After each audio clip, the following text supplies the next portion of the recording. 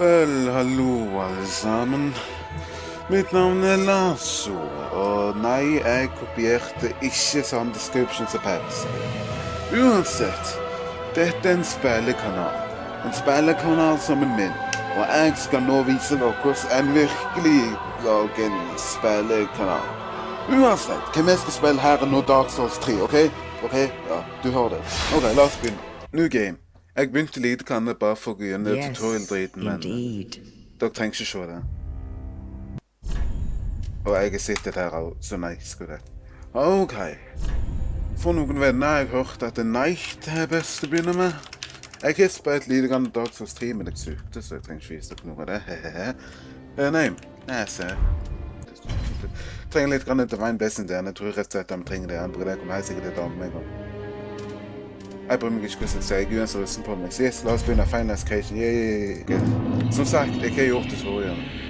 Jeg kunne dessverre ikke holde meg vekk fra det. Men jeg tror egentlig det er best at jeg bare gjorde han, for at jeg kom ikke til å vite. Jeg hadde ikke visst hvordan jeg skulle gjort noen ting, hadde jeg ikke gjort tutorialen. Så jeg vet lite grann. Jeg vet...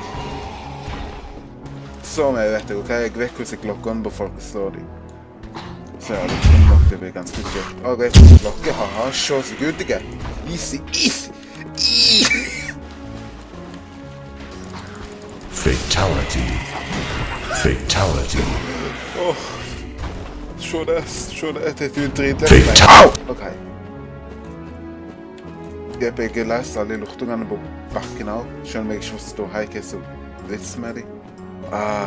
Dette så vi på Dark Souls 2. Her ser det ikke ut som at du filmer spill på Windows XP. Grafikken er faktisk lite grann gutt. Ikke sånn, hva er det gode? Men, hæ? Hvor stabbet jeg? Wow, jeg har aldri klart det før. Hvis dere lurer, jeg spiller dette her på keyboard. Jeg bruker ikke kontroller. Dette kommer til å bli sånn ganske norsk og engelsk playthrough, for å si sånn. Se, my point exactly. Det blir litt mer liv nå, så ting blir litt vanskeligere.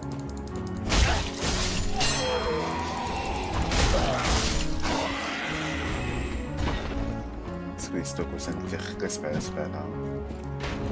Jeg vet ikke hvorfor jeg gjør dette om jeg kapler til noe. Men altså, jeg håper dere liker hva jeg gjør.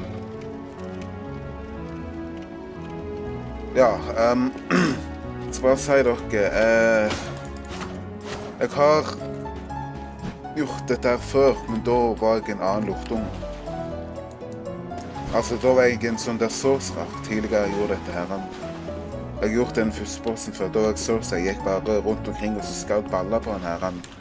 Så denne gangen vet jeg ikke hvordan kommer det går, på grunn av jeg har faktisk sverd og skjold. Så det kan være at jeg dauer hvert eneste sekund, men jeg vet ikke. Så la oss bare få gang på dette her. Jeg sier når ting faktisk begynner å bli litt nyere. Dette er ikke første reaksjon den her, men det er definitivt første gangen jeg kommer til å slåss mot den her med en knight, ikke en sorcerer. Så jeg vet ikke hvordan dette kommer til å gå, for å si det sånn. Dette er ikke så galt. Nå har faktisk en skjold som faktisk kan blokkere litt grann. Det forrige kunne ikke være drit. Og han tar faktisk ikke ut halve livet mitt med slag denne gangen. Drit i, han gjør i den der. Uff! Vet du hvordan healer jeg? Her. Nei, vet du, han... Shit, du kan ikke pause på et spill heller. Barrel!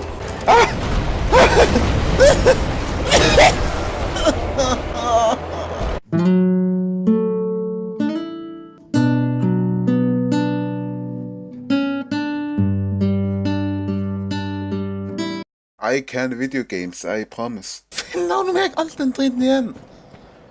Som jeg sa, jeg har ikke gjort det der før. Jeg har gjort det der før, men da var ting litt lettere i livet mitt. Let's just deny. Der er han der igjen. So long, Gay Bowser.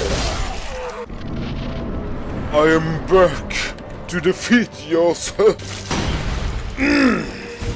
Take this.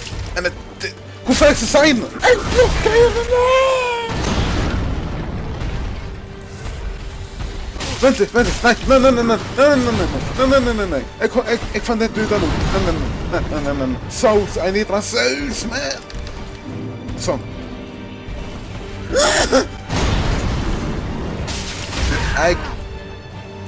Hvorfor slår du meg? Jeg tok bare sverd ut fra brystet på deg.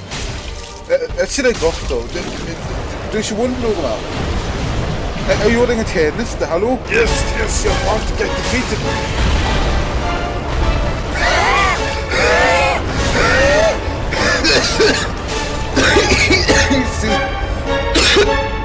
Zero deaths. Ok, la oss fortsette.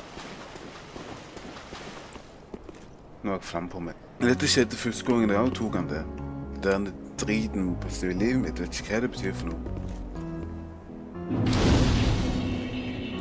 Uansett, altså, det er fullt i spøkelser, ok? Jeg vet ikke hva det betyr. Uansett, la oss gå ut.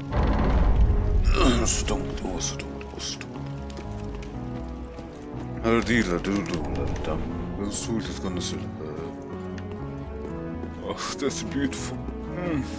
Dette er egentlig den ene skolen til at jeg kjøpte meg Dark Souls 3 etter Dark Souls 2, altså. Det er den ene skolen på grunn av grafikk.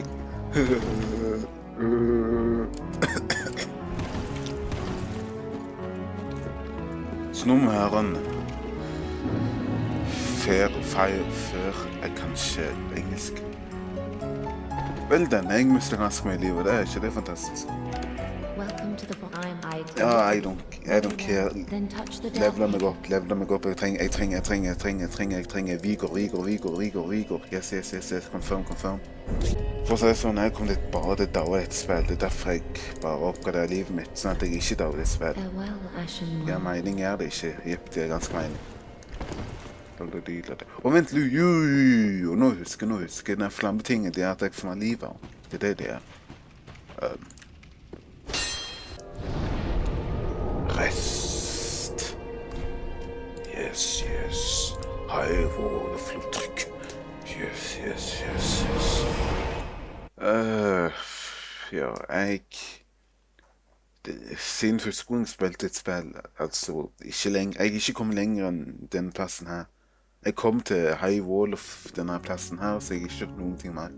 Jeg har ikke gjort noen ting mer enn å komme bort her, for å si det sånn. Sånn items sånn. Jeg har ikke fått noe sånn. Jeg har ikke fått noe av det, for å si det sånn.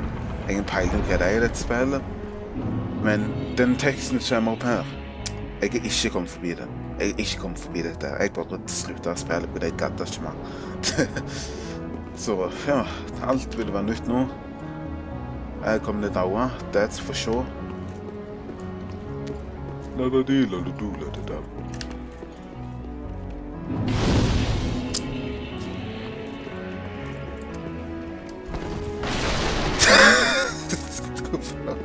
Hvorfor lagde de det som er liv?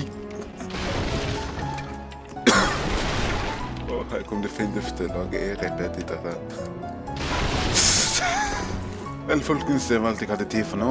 Neste video, ja, da skal vi gå videre på dette. Da skal vi faktisk fortsette. Jeg vet ikke om jeg vil organisere dette. Jeg kommer sikkert til å organisere dette. Jeg kommer definitivt til å spille Minecraft nå, så nå uansett. Uansett, jeg ser dere neste video. Da skal vi spille noe løye, Da skal vi spille noe skikkelig løye. Uansett, ser jeg senere. Jeg kan virkelig ikke lage en outro. Men så takk for at dere så på. Tusen takk for at du faktisk så på denne videoen. Jeg kom faktisk til å bli ganske glad hvis dere så på denne videoen. Jeg håper virkelig at det er som en shoutout til meg, sånn at jeg faktisk kan få litt recognition på den serien. Men jeg er 15 000, jeg kan ikke bare shoute meg av meg selv. Uansett, takk for at dere så på. Ser dere senere.